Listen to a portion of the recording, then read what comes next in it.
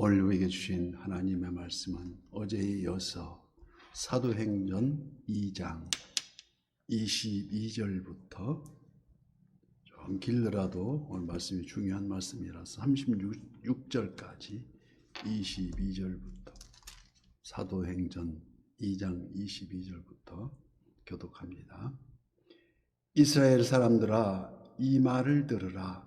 너희도 아는 바와 같이 하나님께서 나사렛 예수로 큰 권능과 기사와 표적을 너희 가운데서 베푸사 너희 앞에서 그를 증언하셨느니라. 그가 하나님께서 정하신 뜻과 미리 아신 바로 되었거늘 너희가 법 없는 자들의 손을 밀려 못 박아 죽였으나 하나님께서 그를 사망의 고통에서 풀어 살리셨으니 이는 그가 사망에 매여 있을 수 없었음이라.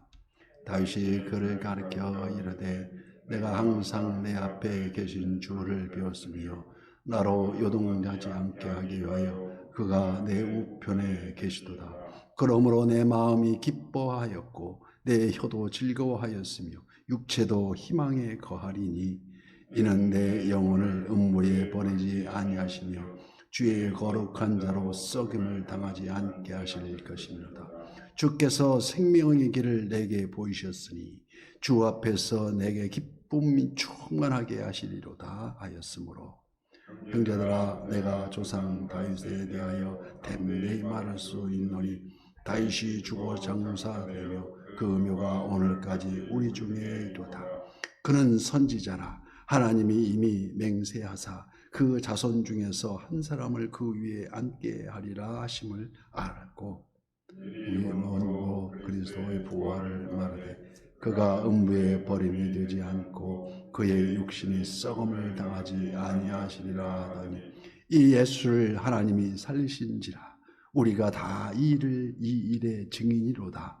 하나님이 오른손으로 예수를 높이시매 그가 약속하신 성령을 아버지께 받아서 너희가 보고 듣는 이것을 부어주셨느니라. 다윗은 하늘에 올라가지 못하였으나 친히 말하여 이르되 주께서 내 주에게 말씀하시기를 내가 내 원수로 내 발등상이 되게 하시기까지 너는 내 우편에 앉아 있으라 하셨도다 하였으니 함께요. 그런즉 이스라엘 온 집은 확실히 알지니 너희가 십자가에 못 박은 이 예수를 하나님이 주와 그리스도가 되게 하셨느니라 하니라. 아멘. 오늘도 실시간 유튜브를 통해서 기도의 향연 속에 새벽을 깨우는 우리 성도님들 모두에게 여호와 샬롬 지키시는 하나님의 평강과 축복이 풍성하시기를 축복합니다. 아멘. 우리 기독교는 예수 그리스도의 복음으로 시작하였고 그 전파된 복음을 영접하고 믿음으로 오늘에 이르렀습니다. 사람들이 입에서 입으로 전해지면서 그 복음이 출처가 되는 원류가 바로 오늘 본문인 베드로의 첫 설교라고도 할 수 있습니다.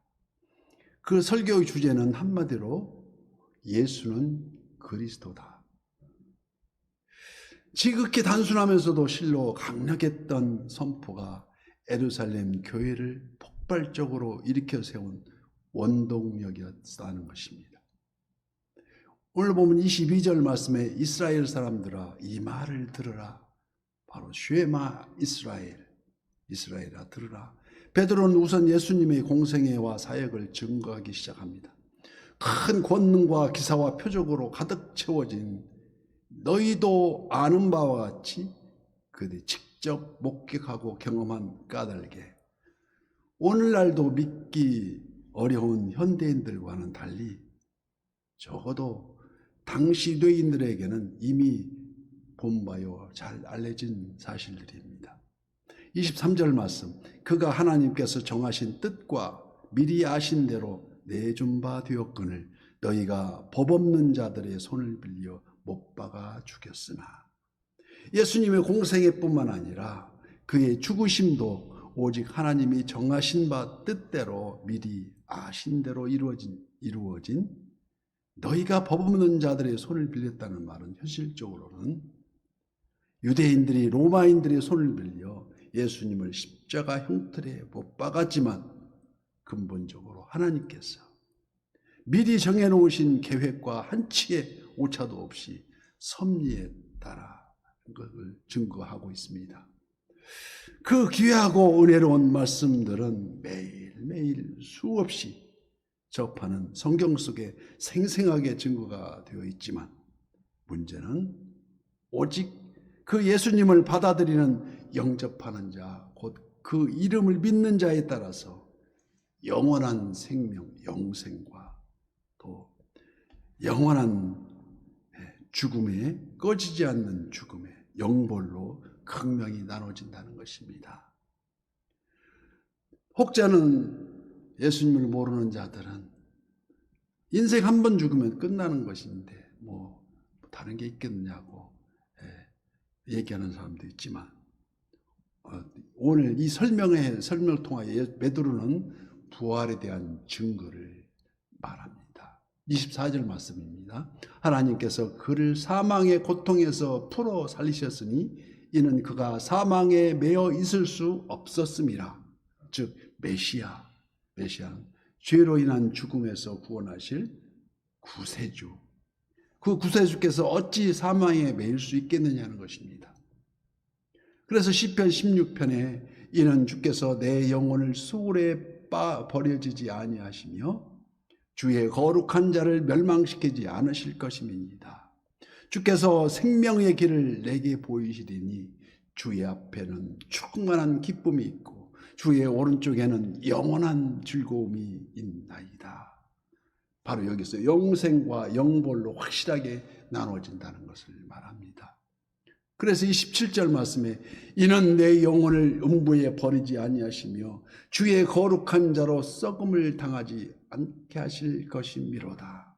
이는 바로 부활의 첫 열매가 되게 하실 것임을 이미 입증하셨다는 것입니다.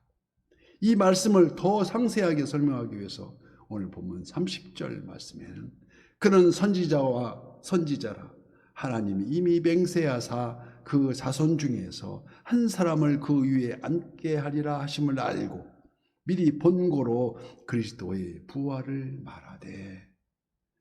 베드로는 그가 인용한 시편 16편에서 그가 음부에 버림이 되지 않고 그 육신이 썩음을 당하지 아니하리라는 말씀에 초점을 맞추고 있습니다. 그러므로 다윗은 장차 하나님께서 그 자손 중에 한 사람을 그 위에 앉게 하실 것을 미리 알았던 선지자였다는 것입니다. 이처럼 예수님의 부활은 이미 구약 메시아 예언편에 다 들어있는 우리가 다 아는 이 일이 증인이라는 것입니다. 베드로 외에 다른 11사도들 그리고 지금 마가 다락방에 운집했었던 그 당시에 있었던 120문도 등 그리고 부활을 목격한 500여 명의 성도들이 모두가 다 실제로 그 당시 살아있는 사람들을 많이 증인이라는 것을 선언하고 있습니다. 그래서 다른 이로서는 구원을 받을 수 없나니 천하 사람 중에 구원을 받을 만한 다른 이름을 우리에게 주신 일이 없음이라고 단언하게 이른다는 것입니다. 그래서 오늘 본문 33절 말씀부터 하나님이 오른손으로 예수를 높이심에 그가 약속하신 성령을 아버지께서 받아서 너희가 보고 듣는 이것을 부어주셨느니라. 다윗은 하늘에 올라가지 못하였으나 친히 말하여 이르되 주께서 내 주에게 말씀하시기를 내가 내 원수로 내 발등이 되게 하기까지 너는 내 우편에 앉아있으라 하셨도다 하였으니 즉 이제는 보혜사 성령을 보내셔서 사람들로 하여금 성경 말씀을 깨닫게 하시고 주께서 내 주에게 말씀하시기를 내가 내 원수로 네 발등상이 되게 하기까지 이는 예수님께서 보좌 우편에 앉아 계시는 것은 원수로 내 발등상이 되게 하기까지 그때까지 기다리고 계신다는 것입니다. 이게 무슨 말씀입니까? 이는 바로 우리가 매일 믿음으로 고백하는 하늘에 오르시어 전능하신 아버지 하나님 우편에 앉아 계시다가 거기로부터 살아있는 자와 죽은 자를 심판하러 오시리라. 바로 이 다시 오실 재림의 그날을 가리켜 원수의 발등상이 되게 하실 날로 표현하고 있다는 것입니다. 그래서 36절 그런즉 이스라엘 온 집은 확실히 알지니 너희가 십자가에 못 박은 이 예수를 하나님이 주와 그리스도가 되게 하셨느니라. 이 결론입니다. 그래서 이 복음이 그 자리에 운집한 사람들의 심령을 감동시킴으로써 예루살렘 교회는 그날로 회개하고 돌아온 성도 수가 한 번에 3,000명을 더하였다고 기록하고 있습니다. 십자가 그리고 부활 또 재림은 초대교회가 시작된 복음의 원천입니다. 음식점이 질비하게 모여있는 그 맛집 간판들마다 서로 다투어서 원조집이라고 적혀 있습니다. 하지만 당연히 진짜 원조는 하나밖에 없음이 분명합니다. 마찬가지로 오늘날 온갖 변형된 복음을 전하는 이단들이 저마다 원조라고 주장하고 있습니다. 진짜 원조는 오직 성경이 선포하는 복된 소식, 그 복음이 내용이 있는 그대로가 진리일 뿐이라는 것입니다. 인간의 욕심과 탐욕으로 덧칠되고 온갖 사탄의 괴계에 변색된 그럴듯한 유혹에 결코 미혹돼서는 절대 안 된다는 것을 알아야 합니다. 오직 성경이 가르쳐 주신 복 있는 사람의 길이 뭡니까?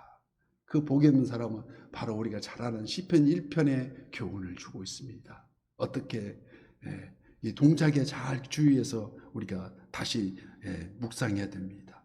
복이 있는 사람은 악인들의 꾀를 따르지 아니하며 죄인들의 길에 서지 아니하며 오만한 자들의 자리에 앉지 아니하고 오직 여호와의 율법을 즐거워하여 그 율법을 주야로 묵상하는 자로다.